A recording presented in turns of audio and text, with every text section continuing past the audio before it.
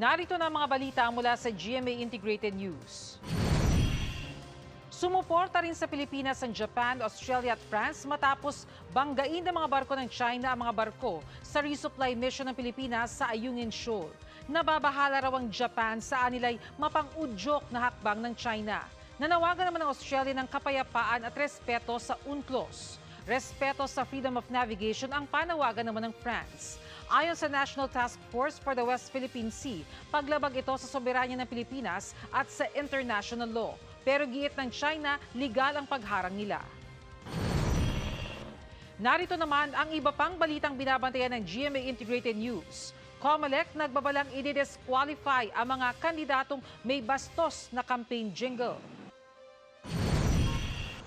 Israel pinalilikas sa Southern Gaza Strip ang mga Palestinian kung ayaw mapagkamalang kakampi umano ng mga terorista.